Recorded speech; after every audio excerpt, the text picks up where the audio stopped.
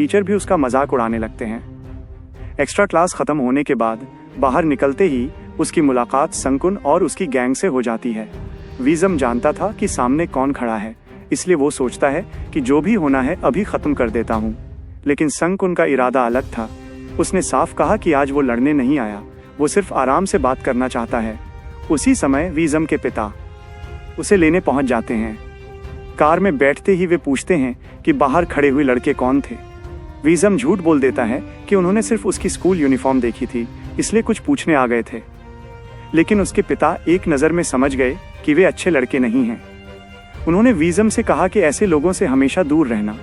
फिर उन्होंने समझाया कि ताकत दो तरह की होती है, एक थोड़े समय के लिए रहती है और दूसरी पूरी जिंदगी साथ देती है। उनका कहना था कि वीज़म को हमेशा ऐसी ताकत हासिल करनी चाहिए जो हमेशा उसके काम आए। कुछ देर बाद वीज़म देखता है कि कार घर की तरफ नहीं जा रही। वह अपने पिता से पूछता है कि वे कहाँ जा रहे हैं। उसके पिता बताते हैं कि इस वीकेंड उन्हें दादाजी के घर जाना है। उससे पहले वे उसके लिए एक नया सूट सिलवाने जा रहे हैं। दर्जी उनके परिवार का पुराना जानने वाला था। बातों बातों में वो वीज़म के बड़े भाई के बारे में पूछ बैठता है और जानना चाहता है कि वो कैसा है। यह सुनकर वीज़म के पिता एक पल के लिए रुक जाते हैं। अपने बड़े बेटे की मौत का सच बताने की बजाय वे मुस्कुराने की कोशिश करते हैं और झूठ बोल देते हैं कि वो बिल्कुल ठीक है। अगली सुबह वीज़म क्लास पहुंचता है तो देखता है कि संकुन और जूनो पहले से ही दरवाजे पर उसका इंतजार कर रहे हैं। संकुन उसके साथ अंदर आता है और उसकी सीट तक पहुंच जाता है। वह कहता है कि उसे वीज़म से लड़ने में कोई दिलचस्पी नहीं है। उसे वीज़म बहुत दिलचस्प इंसान लगा है, इसलिए वो उसके साथ समय बिताना चाहता है। फिर वो बाहर खड़े स्टूडेंट्स की तरफ देखता है। सिर्फ उसके एक इशारे पर कोई भी उस क्लास के अंदर आने की हिम्मत नहीं करता। संकुन मुस्कुराकर कहता है कि यही असली रुतबा होता है। लेकिन वीज़म की नज़र में संकुन बस एक बदमाश था। उसका उसके साथ दोस्ती करने या समय बिताने का कोई इरादा नहीं था। वीज़म की ये बात सुनकर संकुन हंस पड़ा। वो अपनी सीट से उठा, हाथ में पकड़ी कोक की बोतल का ज़्यादातर हिस्सा पी गया और जो थोड़ा बचा था वो सीधे वीज़म के सिर पर उंडेल दिया। वीज़म का गुस्सा तुरंत भड़क गया और वो लड़ने के लिए आगे बढ़ा, लेकिन यूनकी ने इशारे से उसे शांत रहने को कहा। स्कूल के बाद पूरा परिवार दादाजी का जन्मदिन मनाने पहुंचा। वहां पहुंचते ही दादाजी ने वीज़म के माता पिता की तरफ ज़्यादा ध्यान नहीं दिया और सीधे वीज़म को अपने साथ दावत वाली टेबल तक ले गए। उनके परिवार में लगभग हर कोई डॉक्टर था, सिर्फ वीज़म के पिता ने मेडिकल लाइन नहीं चुनी थी। यही बात दादाजी को आज तक पसंद नहीं थी। यहाँ तक कि वीज़म का दूसरे स्कूल में जाना भी उन्हें बिल्कुल अच्छा नहीं लगा। लेकिन जब वीज़म ने कहा कि उसे अपना नया स्कूल सच में पसंद है, तब जाकर उन्होंने शिकायत करना बंद किया। दावत खत्म होने के बाद दादाजी वीज़म को अपने कमरे में ले गए और उसके सामने शराब का एक गिलास रख दिया। वीज़म ने मना करते हुए कहा कि वो अभी नाबालिग है और शराब नहीं पी सकता। ये सुनकर दादाजी नाराज हो गए। उनका स्वभाव वीज़म के पिता से भी ज़्यादा सख्त और हुक्म चलाने वाला था। मजबूर होकर वीज़म ने गिलास उठाया और पूरा पी गया। दादाजी ने उसे याद दिलाया कि जब से उसके पिता ने अपना बिजनेस शुरू किया है, तब से हर कदम पर उन्होंने ही उनका साथ दिया है। अगर आज भी वे सिर्फ एक शब्द बोल दें तो उनका पूरा बिजनेस बंद हो सकता है। फिर उन्होंने वीज़म से कहा कि जब भी जिंदगी में भागने का मन करे तब और ज़्यादा सहना सीखो। उनके मुताबिक वीज़म के पिता और उसका बड़ा भाई उसी जगह हार गए थे। उनका कहना था कि जो इंसान सब कुछ सह लेता है, असली ताकत उसी के पास होती है। उन्होंने सलाह दी कि वीज़म को अपने पुराने स्कूल वापस लौट जाना चाहिए। वहाँ का कड़ा मुकाबला ही उसे जिंदगी में ऊपर ले जाएगा। वैसे भी उसका बड़ा भाई भी उसी स्कूल में पढ़ा था। वीज़म ने सीधे दादाजी की आंखों में देखकर कहा कि उसे अपना नया स्कूल ज़्यादा पसंद है। अगर वो पुराने स्कूल वापस गया तो वहीं मर जाएगा। ये जवाब सुनकर दादाजी हैरान रह गए। उन्हें लगा कि वीज़म के पिता ने ही उसे बिगाड़ दिया है।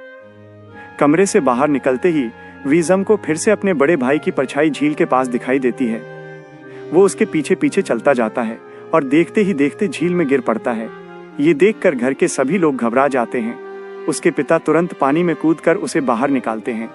जब डाबिन को पता चलता है कि दादाजी ने वीज़म को शराब पिलाई थी, तो वो नाराज होकर इसका विरोध करती है। लेकिन दादाजी को अब भी अपनी गलती नजर नहीं आती।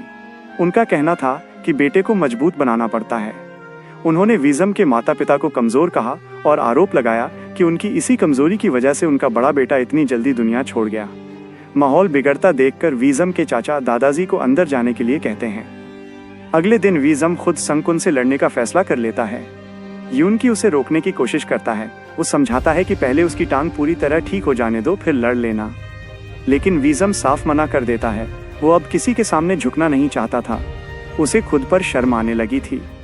वीज़म सीधे संकुन की क्लास में पहुंचता है। वहां वो आराम से कोक पी रहा होता है। संकुन अपने क्लासमेट्स को बाहर जाने का इशारा करता है और फिर वीज़म को भी कोक ऑफर करता है। सबको लगता है कि वीज़म मना कर देगा, लेकिन वो बॉटल उठाकर पूरी कोक संकुन के सिर पर उंडेल देता है। संकुन पहले तो चौंक जाता है, फिर सिर पीछे करके हंसने लगता है और गिरती हुई कोक का मजा लेने लगता है।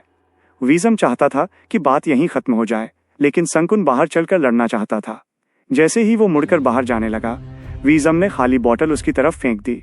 संकुन को वीज़म और भी दिलचस्प लगने लगा। तभी टीचर वहां आ जाते हैं और दोनों की लड़ाई रुक जाती है। टीचर संकुन को डांटते हैं कि वो दोबारा अपने क्लासमेट्स को क्लास से बाहर न निकाले। संकुन चुपचाप उनकी बात मान लेता है। टीचर के जाते ही वो वीज़म से कहता है कि लंच ब्रेक में क्लब ऑफिस में आकर उससे मिले। लंच ब्रेक के समय वीज़म और यून की क्लब ऑफिस पहुंचते हैं। वहां संकुन आराम से रूबिक्स क्यूब सुलझा रहा था। उसने आखिरी बार वीज़म से पूछा, मेरे साथ रहना चाहता है या यहीं मरना चाहता है? वीज़म ने साफ जवाब दिया कि उसे उसके साथ कोई खेल नहीं खेलना। वो ये सब जल्दी खत्म करना चाहता है क्योंकि उसे घर जाकर पढ़ाई भी करनी है। ये सुनते ही संकुन रूबिक्स क्यूब अपने साथी की तरफ फेंक देता है और सीधे वीज़म पर टूट पड़ता है। शुरुआत में उसके कुछ वार वीज़म पर भारी पड़ते हैं, लेकिन थोड़ी देर बाद वीज़म उसे जमीन पर गिरा देता है। हालांकि संकुन बाकी लड़कों जैसा नहीं था, वो जुजित्सु का खिलाड़ी था। जमीन पर गिरने के बाद भी उसने पल भर में बाजी पलट दी और वीज़म की गर्दन कसकर पकड़ ली। सांस रुकने का वही एहसास वीज़म को फिर याद दिलाता है जब वो खुद को हर रात चोट पहुंचाया करता था। संकुन लगातार उसका गला दबाता रहता है जब तक कि वीज़म का पूरा शरीर ढीला नहीं पड़ जाता। तब जाकर वो उसे छोड़ता है और खड़ा हो जाता है। संकुन के साथी जमीन पर पड़े वीज़म को देखकर घबरा जाते हैं। उन्हें डर था कि कहीं उसका गला दबाकर वो सच में उसे मार न दे। इसके बाद संकुन की नज़र यून की पर जाती है। वो कहता है कि उसे यून की भी काफ़ी पसंद है और अगर वो उसकी टीम में आ जाए तो बड़े लड़के उसका पूरा ध्यान रखेंगे। यून की स्वभाव से थोड़ा डरपोक था, लेकिन अपनी बेइज्जती भी बर्दाश्त नहीं कर सकता था। उसने चुपचाप अपना चश्मा उतारा और लड़ने के लिए तैयार हो गया। तभी जमीन पर पड़ा वीज़म अचानक फिर से हिलने लगता है। वो धीरे धीरे अपनी सांसें सामान्य करने की कोशिश करता है। ये देखकर संकुन यूनकी से कहता है कि थोड़ा इंतजार करे, पहले वो वीज़म का काम खत्म करेगा। कुछ ही चालों में वो फिर से वीज़म को जमीन पर दबा देता है और हंसते हुए उसका गला दबाने लगता है। वो उसका मजाक उड़ाते हुए कहता है कि उसे अपनी ताकत का अंदाजा ही नहीं है। लेकिन इस बार वीज़म अचानक पूरा खेल पलट देता है। वो संकुन को नीचे दबा देता है और उसके चेहरे पर लगातार मुक्के बरसाने लगता है। ये देखकर जुनो अपने दोस्त की मदद के लिए आगे बढ़ता है, लेकिन यून की उसके सामने आकर खड़ा हो जाता है। वो कहता है कि जिन्सो से वो खुद निपटेगा। इसी बीच जैसे ही वीज़म का ध्यान कुछ पल के लिए भटकता है, संकुन मौका देखकर उसकी पकड़ से खुद को छुड़ा लेता है। संकुन ने वीज़म से कहा कि थोड़ा आराम कर ले और पहले यून की और जिन्सो की लड़ाई देखे। दोनों की फाइट ज्यादा देर नहीं चली और आखिर में यून की जीत गया। ये देखकर संकुन के चेहरे पर मुस्कान आ गई। उसे लगने लगा कि ये दोनों लड़के बाकी सबसे अलग हैं। उसने इशारा किया और फिर से लड़ाई शुरू हो गई। वीज़म और संकुन एक बार फिर पूरी ताकत से एक दूसरे पर टूट पड़े। संकुन इस बार वीज़म का हाथ तोड़ने की कोशिश करता है, लेकिन ठीक आखिरी पल में वीज़म पलटवार कर देता है। वो एक जोरदार किक मारता है जिससे संकुन का संतुलन बिगड़ जाता है। इसके बाद वीज़म भी उसी तरह उसका गला दबाने लगता है जैसे कुछ देर पहले संकुन ने उसका दबाया था। थोड़ी ही देर में संकुन बेहोश होकर गिर जाता है। जीतने के बाद वीज़म उसके साथियों को साफ चेतावनी देता है कि अगर उन्होंने फिर कभी उसकी पढ़ाई में दखल दिया तो अंजाम अच्छा नहीं होगा। जब वीज़म वहां से बाहर निकलता है तभी आसमान में एक हवाई जहाज उड़ता हुआ दिखाई देता है। वह कुछ पल रुककर उसे चुपचाप देखता रहता है। दूसरी तरफ बड़े बेटे की मौत के बाद डाबिन का सदमा अब तक खत्म नहीं हुआ था। वो आज भी उस दर्द से बाहर नहीं निकल पाई थी, लेकिन अपने छोटे बेटे वीज़म के लिए खुद को मजबूत बनाए रखना चाहती थी। इसी वजह से वो एक मनोवैज्ञानिक के पास जाती है और अपने दर्द से लड़ने का तरीका सीखने की कोशिश करती है। उस रात एक्स्ट्रा क्लास में वीज़म का ध्यान बिल्कुल नहीं लग रहा था। टीचर ने देखा कि वो होमवर्क पर ध्यान नहीं दे रहा है तो हमेशा की तरह उसके सिर पर मार दिया। लेकिन इस बार टीचर का हाथ लगते ही वीज़म बेचैन हो गया और उसने उनका हाथ पकड़कर रोक दिया। टीचर को बिल्कुल उम्मीद नहीं थी कि वीज़म ऐसा करेगा। वो गुस्से में उसे क्लास से बाहर निकाल देता है।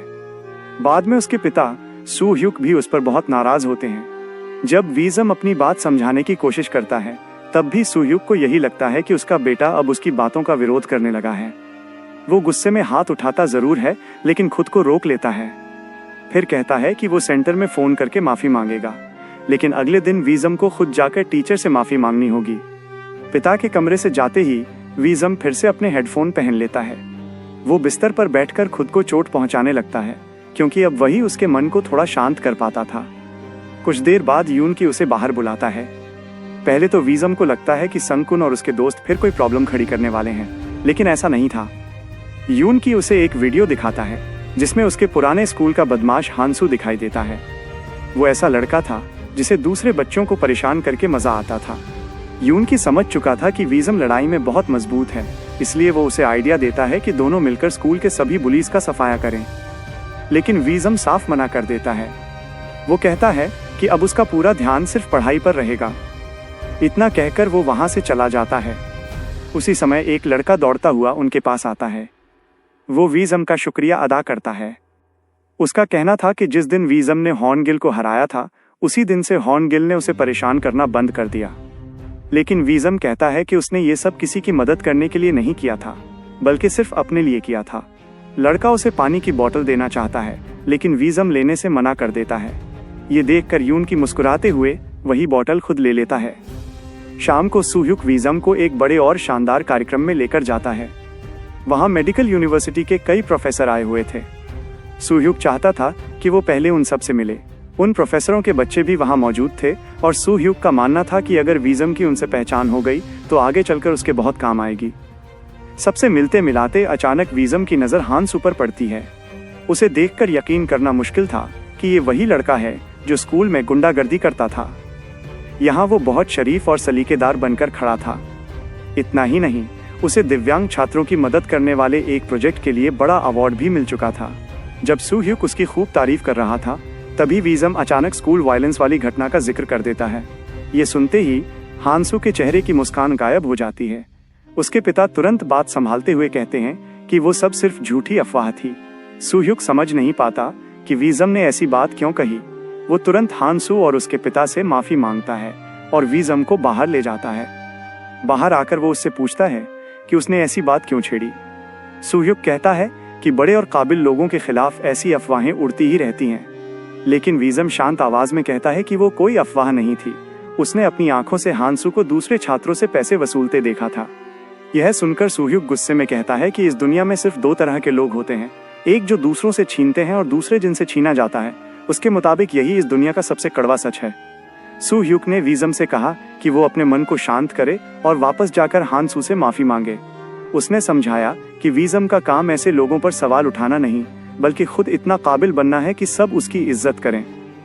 इस बार वीज़म चुप नहीं रहा। उसने अपने पिता से कहा कि वो कभी भी हांसू जैसा इंसान नहीं बनना चाहता। अगर उसके ऊपर इसी तरह दबाव डाला गया तो उसे डर है कि कहीं उसका भी वही हाल न हो जाए जो उसके बड़े भाई का हुआ था।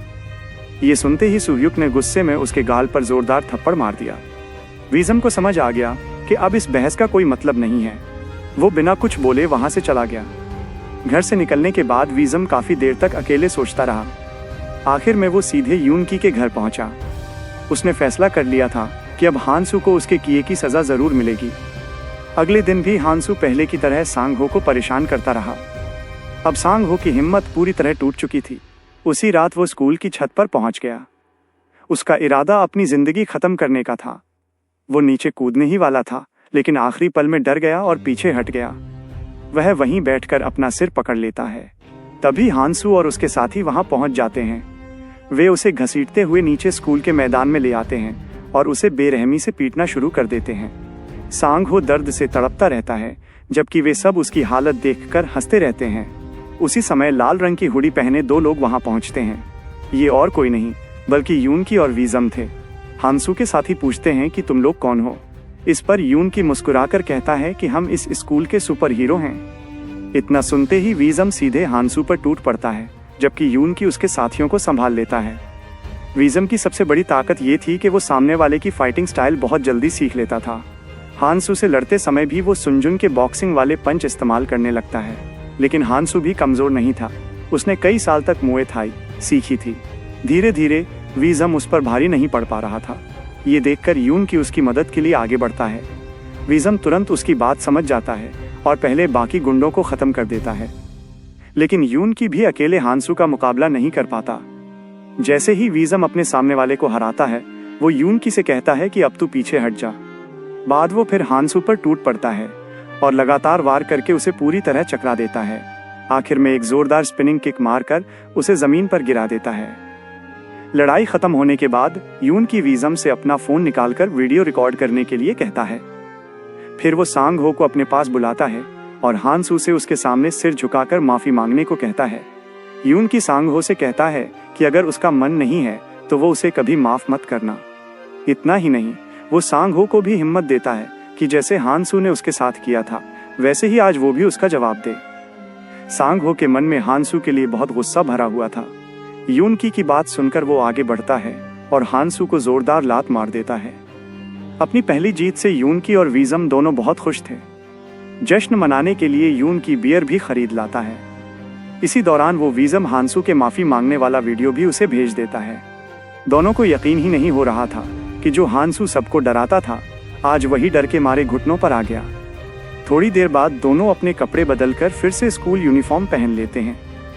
यून की कहता है कि वो ये कपड़े घर ले जाकर धो देगा। जश्न खत्म होने के बाद यून की चाहता था कि दोनों साथ में खाना खाएं, लेकिन वीज़म मना कर देता है। उसे तुरंत CRM स्कूल जाना था। यून की उसे जाते हुए उदास नज़रों से देखता रहता है। उसके बाद वो हॉस्पिटल पहुंचा जहां उसका दोस्त हिंते भर्ती था। यून की उसे हांसू की हालत के बारे में बड़े मज़े से बताता है कि कैसे वो घुटनों पर बैठकर माफ़ी मांग रहा था, लेकिन हिंते की तरफ से कोई जवाब नहीं आता। वो बिल्कुल शांत पड़ा रहता है। साफ पता चलता है कि हांसू की बदमाशी ने उसे अंदर तक तोड़ दिया था। अगले दिन वीज़म और यून की साथ में मिड टर्म एग्जाम देते हैं। वीज़म पूरी मेहनत से पेपर हल करता है, जबकि यून की जैसे तैसे कुछ जवाब लिखकर आराम से सो जाता है। रिसेस के दौरान हॉर्नगिल सुनजुन से कहता है कि उसे वीज़म को पकड़कर लीह्युक के हवाले करना होगा। अगर उसने ऐसा नहीं किया तो लीह्युक उसे कभी नहीं छोड़ेगा। लेकिन अब सुनजुन दोबारा बॉक्सिंग की प्रैक्टिस शुरू कर चुका था। वो उन गुंडों के चक्कर में फिर से नहीं पड़ना चाहता था। ये सुनकर हॉर्नगिल नाराज हो जाता है और उसे मनाने की कोशिश करता है। तभी वीज़म वहां पहुंच जाता है। वो साफ चेतावनी देता है कि अब से कोई भी सुनजुन को परेशान नहीं करेगा। हॉर्नगिल अंदर ही अंदर गुस्से में था, लेकिन वीज़म की ताकत देखकर उसकी कुछ कहने की हिम्मत नहीं होती और वो वहां से चला जाता है। सुनजुन चुपचाप वीज़म को देखता रहता है। उसे याद आता है कि कभी हॉर्नगिल और उसके साथी भी बाकी छात्रों जैसे ही थे, लेकिन जैसे ही उन्हें अपनी ताकत का घमंड हुआ वे सबके लिए मुसीबत बन गए। सुनजुन को डर लगने लगा था कि कहीं वीज़म भी आगे चलकर उन्हीं गुंडों जैसा इंसान न बन जाए जिनसे वो खुद नफरत करता था।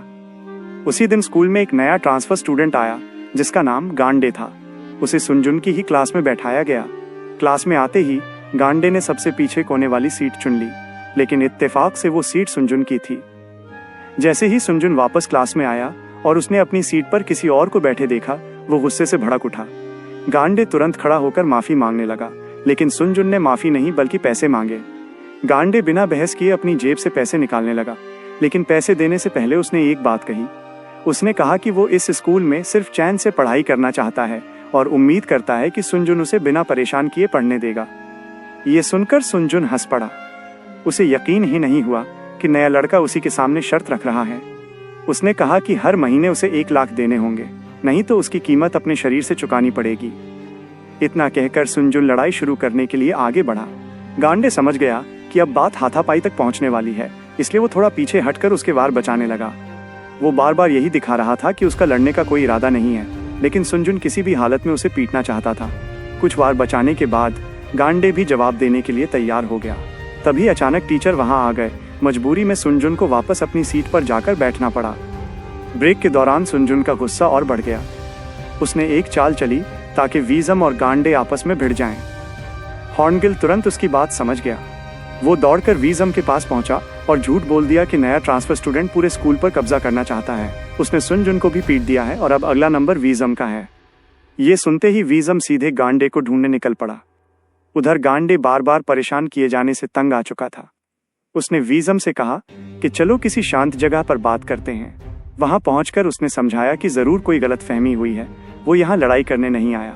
आज सुनजुन के साथ जो हुआ वो सिर्फ अपनी रक्षा के लिए था, लेकिन वीज़म को उसकी बात पर भरोसा नहीं हुआ। वो अचानक गुस्से में उसकी तरफ दौड़ पड़ा। गांडे ने बिना घबराए कुछ ही सेकंड में उसे कई वार मार दिए। तभी यून की भी वहां पहुंच गया। उसने जल्दी से वीज़म को रोका और कहा कि बस करो, तुम इसका मुकाबला नहीं कर पाओगे। फिर यून की ने गांडे से माफी मांगी। उसने बताया कि वीज़म लड़ाई करने नहीं आया था, उसे सिर्फ इतना लगा कि गांडे भी उन्हीं गुंडों के साथ मिला हुआ है। ये सुनकर गांडे ने वीज़म की तरफ देखा और पूछा, जो तुम कर रहे हो उसमें और उन गुंडों में आखिर फर्क क्या है? वीज़म ने तुरंत जवाब दिया कि वो सिर्फ उन लोगों को सजा देता है जो कमजोर बच्चों को परेशान करते हैं। गांडे मुस्कुराया और बोला, लेकिन ये तय कौन करेगा कि कौन बुरा है और कौन अच्छा? दूसरों की नज़र में तुम खुद अच्छे हो या बुरे? जो लोग हर प्रॉब्लम का हल सिर्फ मुक्कों से निकालते हैं, उनका अंजाम अक्सर अच्छा नहीं होता। इतना कहकर गांडे वहां से चला गया। उसके जाने के बाद यून की ने वीज़म को उसकी पूरी कहानी बताई। उसने कहा कि गांडे पहले जिस स्कूल में पढ़ता था उसे एक्सपेरिमेंटल स्कूल कहा जाता था। वो किसी सुधार गृह से कम नहीं था। वहाँ हिंसक बच्चों को रखा जाता था। वहाँ के टीचर खुद छात्रों को लड़ने के लिए उकसाते थे और उनकी ताकत के हिसाब से उनकी रैंक बनाई जाती थी। वहाँ हर दिन लड़ाई होती थी और जो सभी छात्रों को हराकर सबसे ऊपर पहुँच जाता, सिर्फ उसी को वहाँ से निकालकर किसी सामान्य स्कूल में भेजा जाता था। इसका मतलब साफ था कि गांडे उस स्कूल का सबसे ताकतवर लड़का था। यूनकी ने वीज़म को समझाया कि ऐसे इंसान को दुश्मन बनाना समझदारी नहीं होगी। अगर हो सके तो उसे अपनी तरफ करने की कोशिश करनी चाहिए। तभी यूनकी की नज़र सुनजुन और उसके साथियों पर पड़ी। वे चुपचाप गांडे का पीछा कर रहे थे। ये देखकर यूनकी तुरंत अपना बैग उठाकर उनके पीछे पीछे चल पड़ा ताकि पता लगा सके कि वे क्या करने वाले हैं। उधर गांडे को भी पहले से एहसास हो चुका था कि कुछ लोग उसका पीछा कर रहे हैं, इसलिए वो जानबूझकर एक बंद गली में जाकर रुक गया और वहीं खड़ा होकर उनका इंतजार करने लगा। सामने सुनजुन और उसके साथी आकर खड़े हो गए। गांडे ने एक बार फिर शांत आवाज में कहा कि वो सिर्फ इस स्कूल में आराम से पढ़ना चाहता है और किसी से लड़ाई नहीं करना चाहता। लेकिन सुनजुन का फैसला साफ था, वो इस लड़ाई को किसी भी कीमत पर खत्म नहीं होने देना चाहता था। अब गांडे के पास कोई रास्ता नहीं बचता, इसलिए अपनी इज्जत की खातिर उसे संकुन और जूनो दोनों से लड़ना पड़ता है। लड़ाई शुरू होते ही गांडे पूरी तरह उन पर भारी पड़ जाता है। दोनों पूरी कोशिश करते हैं लेकिन उसके सामने टिक नहीं पाते। कुछ ही देर में संकुन और जूनो बुरी तरह हार जाते हैं। ये देखकर उनके साथ आए बाकी लड़के भी डर जाते हैं और चुपचाप रास्ते से हट जाते हैं। गांडे बिना कुछ बोले वहां से निकल जाता है, लेकिन तभी यूनकी उसके पीछे दौड़कर उसे आवाज देता है। वो पहले रूफटॉप वाली गलतफहमी के लिए एक बार फिर माफी मांगता है। इसके बाद वो अपना फोन दिखाता है जिसमें उसने गांडे की पूरी फाइट रिकॉर्ड कर ली थी। हालांकि यूनकी साफ कह देता है कि वो यह वीडियो किसी को दिखाने या उसकी शिकायत करने के लिए नहीं बना रहा। वो सिर्फ इतना चाहता है कि गांडे पर उसका एक एहसान रहे। अगर कभी भविष्य में उसे मदद की जरूरत पड़े तो गांडे उसका साथ दे। उधर रात को जैसे ही वीज़म घर पहुंचता है, उसके पिता उस पर भड़क उठते हैं। मिड टर्म एग्जाम में खराब नंबर आने और सीआरएम स्कूल में बार बार लेट पहुंचने की वजह से सुह्युक का गुस्सा 7वें आसमान पर होता है। वो फिर से वीज़म पर हाथ उठाने ही वाला होता है, लेकिन तभी डाबिन बीच में आ जाती है। वो सुह्युक को रोकते हुए कहती है कि बेटे को हर बात पर मारना बंद करो। अगर वो इसी तरह दबाव डालता रहा तो वीज़म भी डिप्रेशन में जा सकता है। इसी बीच शहर के एक पुराने पुल के नीचे दान नाम का गुंडा 2 मोटे छात्रों से पैसे लूट रहा होता है। जब उसे पता चलता है कि उनके पास पैसे नहीं हैं, तो वो गुस्से में दोनों को बेरहमी से पीटना शुरू कर देता है। तभी वहां फिर से लाल मास्क पहने वही 2 लड़के पहुंचते हैं, यानी वीज़म और यूनकी। यूनकी दोनों छात्रों को वहां से हट जाने का इशारा करता है, लेकिन वे लोग दूर जाने की बजाय पूरी घटना अपने फोन में रिकॉर्ड करने लगते हैं। कुछ देर की लड़ाई के बाद दान और उसके साथी हार जाते हैं, लेकिन दान अभी भी हार मानने को तैयार नहीं होता। वो चुपके से जमीन पर पड़ा एक डंडा उठाता है और पीछे से वीज़म